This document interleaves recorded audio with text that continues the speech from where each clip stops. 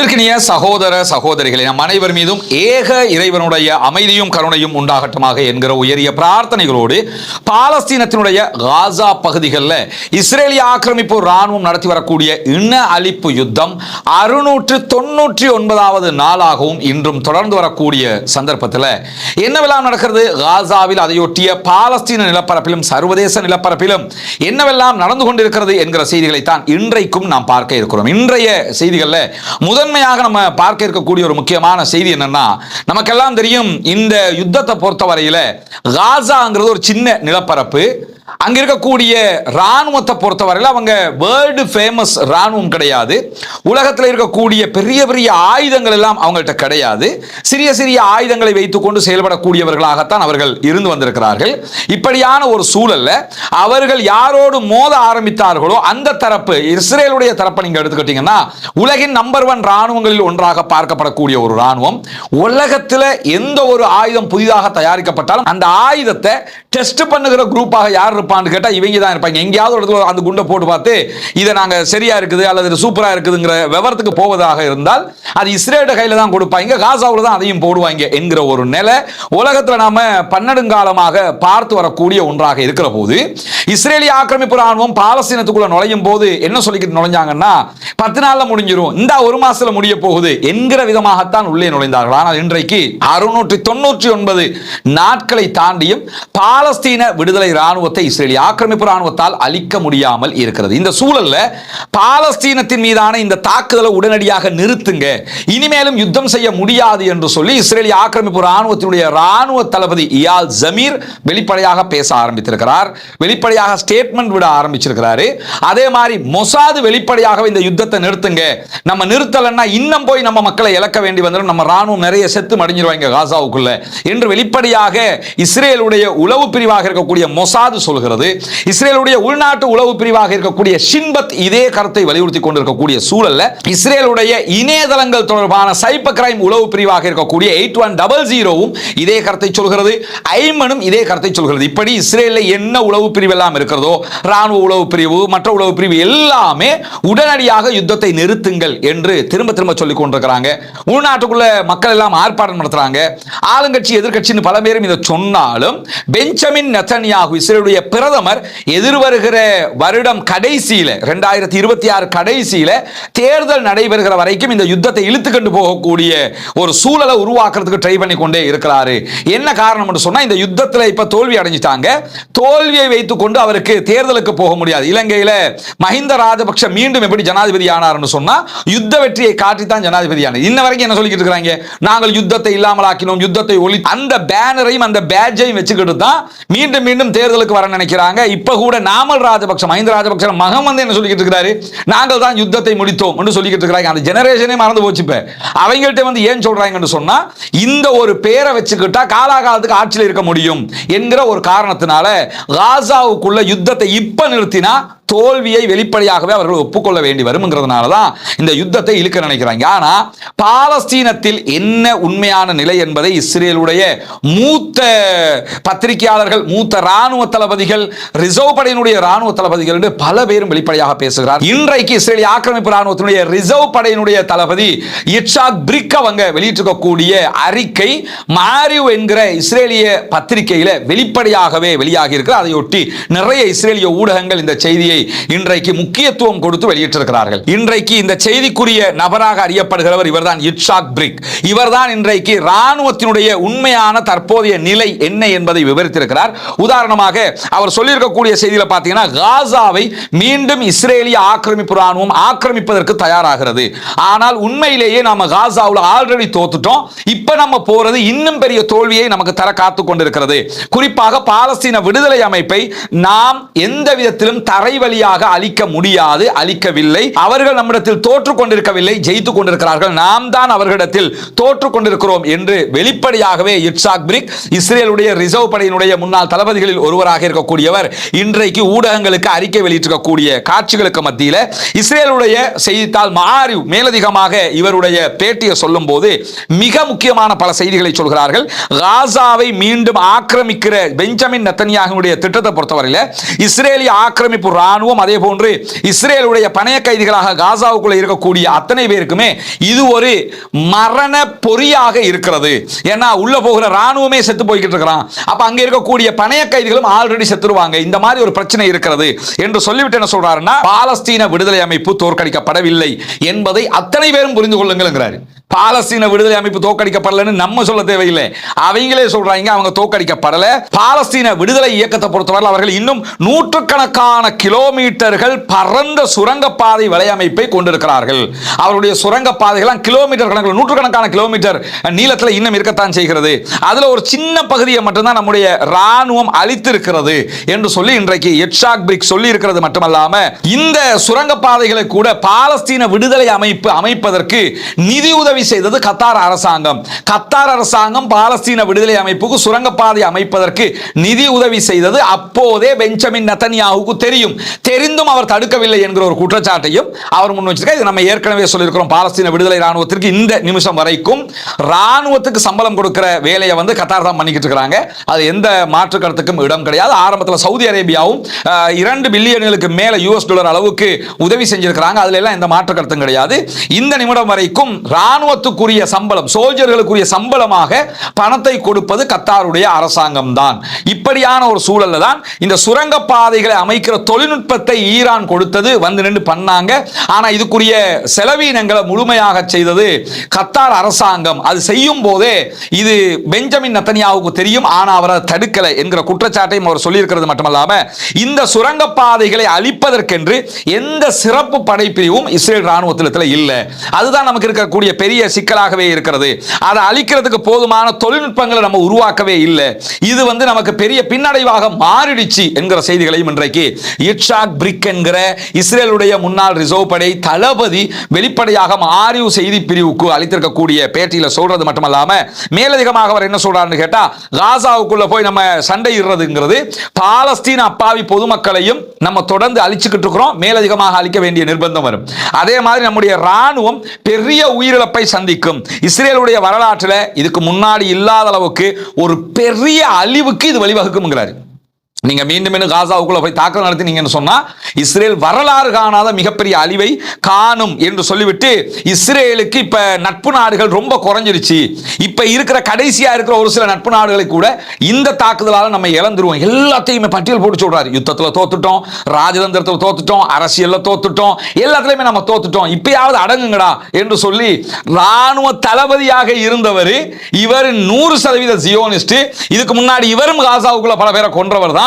அவர் இப்போ என்ன சொல்றாருன்னா, நாங்க நடத்துற காலத்துல எல்லாம் ஜெயிச்சிட்டோம்டா, இப்ப தோத்து நாசமாக்கிட்டீங்க, மானம் போய்கிட்டு இருக்குது, நிறுத்துங்கடா சொல்லி சொல்றதோட மேலதிகமாக என்ன சொல்றாருன்னு சொன்னா, இந்த யுத்தத்தை பொறுத்தவரையில நிறைய புனையப்பட்ட கட்டுக்கதைகளை ராணுவமும் அரசியல்வாதிகளும் சொல்லிக் கொண்டிருக்கிறார்கள். என்னன்னா, காசாவுக்குள்ள நாங்க அது பண்ணினோம் இது பண்ணோம்ங்கறாங்களே, எல்லாம் கட்டுக்கதைங்கிறாரு. அப்படி ஒண்ணு நீங்க கிழிக்கல. எந்த அளவுக்கு அவர் சொல்றாருன்னு சொன்னா, காசாவுல 50% மேற்பட்ட சுரங்க பாதைகளை அழிச்சிட்டோம்ங்கறாங்க. இது பச்சை பொய், வடிகட்டி தார்பாயில வடிகட்டின பொய்ங்கிறாரு. இது அவங்க செய்யல, இது அழகாக சித்தரிக்கப்பட்ட கட்டுக்கதை, பச்சை பொய் அப்படிங்கிறாரு. அதே மாதிரி 20,000க்கு மேற்பட்ட பாலஸ்தீன விடுதலை ராணுவத்தை நாங்க அழிச்சிட்டோம்ங்கறாங்க. அதே மாதிரி பாலஸ்தீன விடுதலை ராணுவத்தினுடைய உள்கட்டமைப்புகள் எல்லாம் அழிச்சிட்டோம்ங்கறாங்க. இது எல்லாமே கட்டுக்கதைகள். நீங்க முதல்ல பாலஸ்டைன் போர்சஸை புரிஞ்சு கொள்ளவே இல்லைங்கிறாரு. அவங்கள 4 தலைவர்களை கொண்டுட்டா படை முடிஞ்சுன்னு நீங்க நினைக்கிறீங்க. அது சம்பளத்துக்கு வேலை பார்க்குற நம்ம கிட்ட தான் அந்த நிலைமை நடக்கும். அவங்களை பொறுத்தவரை அவங்க அடுக்கடுக்காக பல தலைவர்களை உருவாக்கி வைத்திருக்கிறார்கள். அனுபவசாலிகளாகவும் அவர்கள் இருக்கிறார்கள். வயதில் குறைந்தவர்களாக இருந்தாலும் படை பலத்தை நடத்துவதற்குரிய அனைத்து திறமைகளும் கொண்டவர்களாக வச்சுக்கிட்டு இருக்கிறாங்க. ஈரான் தன்னுடைய அரசியல் மட்டத்தை வச்சிருக்கிறாங்களே, ஈரானை நீங்க எடுத்துக்கிட்டீங்கன்னா முதல் அட்டாக் ஈரானுக்கு இஸ்ரேல் அடிச்சதுல ராணுவ தளபதிகள் 5 பேர் க்ளோஸ். அவ்வளவு முக்கியமான அவங்க தான் தளபதிகளே, க்ளோஸ் ஆயிட்டாங்க. ஆனா அடுத்த நிமிஷம் ஆளை மாத்திக்கிட்டு தேவையான ஆக்களை போட்டுக்கிட்டு எப்படி வந்தான்னு சொன்னா அதுக்கேத்த ஆக்களை அவங்க தயார் பண்ணி வச்சிருக்கிறாங்க. அதே சிஸ்டத்தை தான் பாலஸ்தீன விடுதலை அமைப்புக்கு அவங்க கொடுத்திருந்தாங்க. நீங்க மௌத்தா போனா நீங்க, நீங்க மௌத்தா போனா நீங்க, நீங்க மௌத்தா போனா நீங்க, அந்த சரௌண்டிங்ல வந்துகிட்டே இருக்கிறாங்க. அத்தனை பேரும் அதற்குரிய திறமைசாலிகளாக இருக்கிறார்கள் என்பதை இன்றைக்கு இட்சாக் பிரிக்கும் வெளிப்படையாக சொல்றாரு. நீங்க அவங்க தலைவர்களை கொண்டதுனால அவங்களை கொண்டுட்டு அர்த்தம் இல்லப்பா. 20,000 பேர் அழிச்சதாக சொன்னது பச்சை பொய். பாலஸ்தீன விடுதலை அமைப்புடைய ராணுவ உள்கட்டமைப்பை அழித்ததாக சொன்னது பச்சை பொய் என்று சொல்லிட்டு உண்மையிலேயே 24% குறைவான சுரங்க பாதைகள் தான் காசாவில் அழிக்கப்பட்டிருக்குங்கிறாரு. இவருடைய கருத்துப்படி என்ன சொல்றாருன்னா வெறும் 24% சுரங்கப்பாதைகளை தான் அழிச்சிருக்கிறீங்க அப்படிங்கிறாரு. அப்ப இன்னும் 76% சுரங்கப்பாதைகள் அப்படியே இருக்கிறது என்ற அர்த்தம். இது இஸ்ரேலுடைய ரிசர்வ் படையினுடைய முன்னாள் தளபதி இட்சாக் பிரிக் வெளியிட்டிருக்கக்கூடிய அறிவிப்பு. அதை தாண்டி என்ன சொல்றாருன்னா உண்மையிலேயே 10% குறைவான பாலஸ்தீன ராணுவத்தை தான் நீங்க அழிச்சிருக்கிறீங்க, அதுல கூட நீங்க கூட மிகைப்படுத்தி பச்சை போய் சொல்றீங்க என்று சொல்றாரு.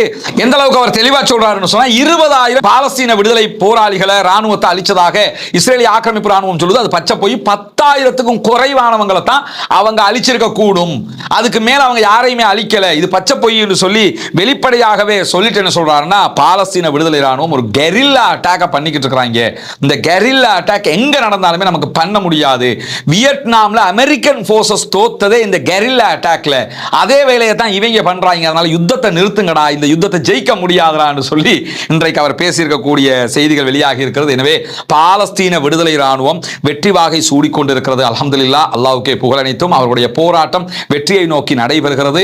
கிட்டத்தட்ட 700 நாட்களை நாம் அடைய போகிறோம். அந்த நிலையில் அவர்களுடைய வெற்றி இந்த தேசத்துக்குரிய பாலஸ்தீன விடுதலைக்குரிய ஒரு காரணமாக இருக்கக்கூடிய நேரத்தில் நேற்றைய தினம் மீண்டும் பாலஸ்தீன விடுதலை அமைப்பு நாங்கள் சமாதானத்திற்கு தயாராக இருக்கிறோம் என்கிற அறிவிப்பை விடுத்திருக்கிறார்கள்.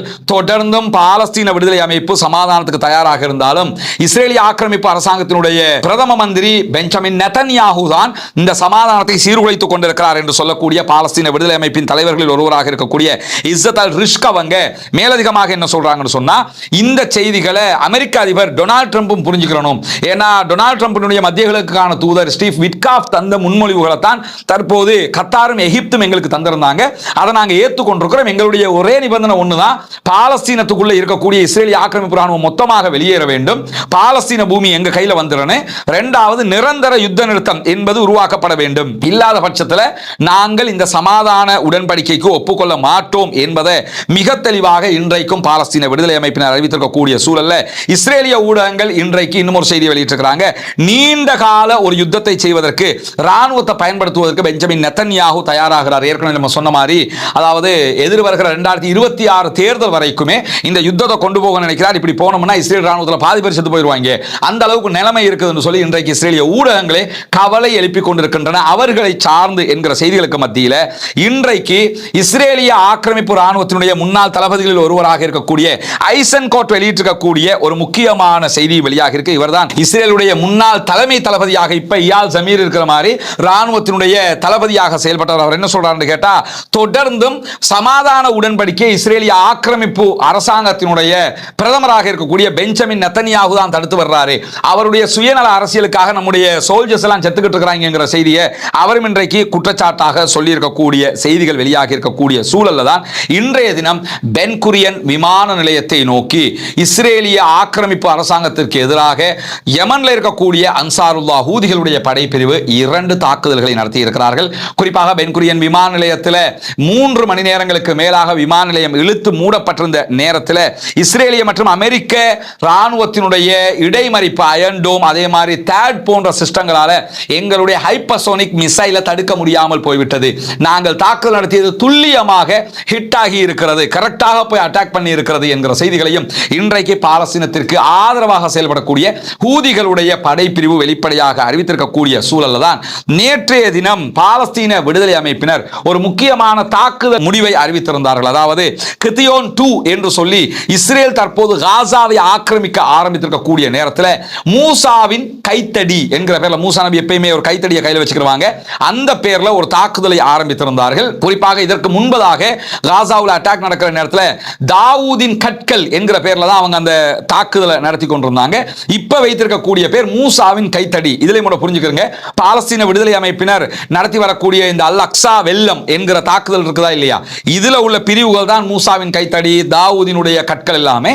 இந்த பெயர்களை தான் இப்ப இவங்க வைக்கல. இந்த யுத்தம் ஒவ்வொரு கட்டத்தை தாண்டும் போது இந்த படைப்பிரிவு களத்துக்கு வரணும், இந்த பேர்ல அந்த தாக்குதல் நடத்தப்படணும்ங்கிறத ஆல்ரெடி அவங்க தீர்மானிச்சு ஒரு ரூட் மேப்ல தான் வந்துகிட்டு இருக்கிறாங்க என்பதை பாலஸ்தீன விடுதலை ராணுவத்தினுடைய பாலஸ்தீன விடுதலை அமைப்பினுடைய தலைவர்கள் இன்றைக்கும் சொல்லிக் கொண்டிருக்கக்கூடிய சூழல்ல தான் தற்போது மூசாவின் கைத்தடி தாக்குதல் ஆரம்பிக்கப்பட்டிருக்கிறது. நேற்று ஜபாலியா பகுதிகளில் இஸ்ரேலிய ஆக்கிரமிப்பு ராணுவத்தினுடைய கவச வாகனங்கள் மெர்காவா டேங்குகளை அவங்க தெரிக்க விட்ட காட்சிகளும் இன்றைக்கு வீடியோ பதிவுகளாக வெளியிட்டிருக்கிறார்கள். குறிப்பாக நீங்க இங்க பாத்தீங்கன்னு சொல்லி சொன்னா இந்த வீடியோவுல 2 பேர் போர்வையை போத்திக்கிட்டு இருக்கிற காட்சி நீங்க பார்க்கலாம். அதாவது ஷஹீத் யஹியா சின்வார் அவங்க எப்படி அந்த போத்திக்கிட்டு நடந்து வர வீடியோ வந்ததோ அதே மாதிரி அவங்க 2 பேர் இருக்கிறாங்க. அதுக்கு பிறகு யாசின் 105 மூலமாக அட்டாக் பண்றாங்க. இங்க நீங்க பார்க்கலாம் ஒரு மெர்காவா டேங்க் அழிக்கப்படக்கூடிய காட்சி இதில் பதிவு செய்யப்பட்டிருக்கிறது. அதே மாதிரி இங்கொரு டேங்காக 2 டேங்குகள் அழிக்கப்படக்கூடிய காட்சிகளும் இங்கே பதிவு செய்யப்பட்டிருக்கக்கூடிய நிலையை நம்ம பார்க்க முடியும். இப்படி நேற்றைய தினம் 3 மெர்காவா டேங்குகளை ஒரே இடத்துல அழிக்கக்கூடிய காட்சிகள் அவங்க வெளியிட்டிருக்கிறாங்க. இதற்கு மூசாவின் கைத்தடி என்கிற பெயர் வைக்கப்பட்டிருக்கு. இதை தாண்டி மேலதிகமாக இன்னும் 2 மெர்காவா டேங்க், மொத்தம் 5 மெர்காவா டேங்குகள் முதல் நாள்லயே கபருக்கு அனுப்பப்பட்டிருக்கிறது. 5 மெர்காவா டேங்க்னா குறைஞ்சது 25 இஸ்ரேலிய ஆக்கிரமிப்பு ராணுவத்தை சேர்ந்தவர்கள் அதிலே கொல்லப்பட்டிருக்கலாம் என்று நம்ம புரிஞ்சு கொள்ள முடியும். ஒரு டேங்குக்குள்ள குறைஞ்சது 5 பேர் இருப்பாங்க. இப்படியான ஒரு சூழல்ல தான் இந்த மெர்காவா டேங்குகளை அழிக்கிற மூசாவின் கைத்தடி தாக்குதல் வேகம் எடுத்திருக்கிறது. எனவே பாலஸ்தீன விடுதலை அமைப்பினர் ஒருபோதும் தங்களுடைய நாட்டை விட்டுக் கொடுப்பதற்கு தயாராக இல்லை. எத்தனை நாட்கள் கழிந்தாலும், எத்தனை ஆண்டுகள் ஆனாலும் நாங்கள் யுத்தம் செய்வதற்கு தயாராக இருக்கிறோம் என்கிற செய்திகளை மீண்டும் மீண்டும் அவர்கள் இந்த உலக மக்களுக்கு சொல்லிக் கொண்டிருக்கிறார்கள். பாலஸ்தீனம் வெற்றி பெற வேண்டும், பாலஸ்தீனம் சுதந்திரம் அடைய வேண்டும், பாலஸ்தீன மக்களும் நம்மை போன்ற நிம்மதியானவர்களாக மாற வேண்டும், வாழ வேண்டும் என்கிற உயரிய பிரார்த்தனைகளோடு பாலஸ்தீன அப்பாவிகளுக்காக பிரார்த்திக்கிறார்கள். ஆக்கிரமிப்பு ராணுவத்திற்காக தொடர்ந்தும் குனூத்துல் நாசிலாவை ஓதி வாருங்கள் என்கிற கோரிக்கைகளோடு பாலஸ்தீன மக்களுக்காக தொடர்ந்தும் ஜனநாயக ரீதியாகவும் குரல் எழுப்புவோமாக. நாளைய தினம் அதாவது வெள்ளிக்கிழமை ஜுமா தொழுகையோடு மூத்தூர்ல 26 பள்ளிகள், கிட்டத்தட்ட அனைத்து பள்ளிகளும் ஒன்றிணைந்து நடத்தக்கூடிய மாபெரும் பாலஸ்தீன விடுதலை பேரணியும் ஆர்ப்பாட்டமும் நடைபெற இருக்கிறது. மூத்தூர் நகரிலே நடைபெறக்கூடிய இந்த ஆர்ப்பாட்டத்தில் மூத்தூரை சேர்ந்த சகோதரர்கள் அத்தனை பேருமே பங்கெடுத்துக் கொள்ளுங்கள். பாலஸ்தீன மக்களுக்காக நாம் செய்யக்கூடிய ஒரு ஜனநாயக ரீதியிலான போராட்டமாக இது இருக்கிறது. இதோடு சேர்த்து மற்ற ஊர்களிலும் அடுத்தடுத்த வாரங்களில் இப்படியான போராட்டங்களை நடத்துவதற்கு முயற்சி செய்யுங்கள் என்கிற கோரிக்கையோடு முடித்துக் கொள்கிறேன். அல்ஹம்துலில்லாஹி ரப்பில்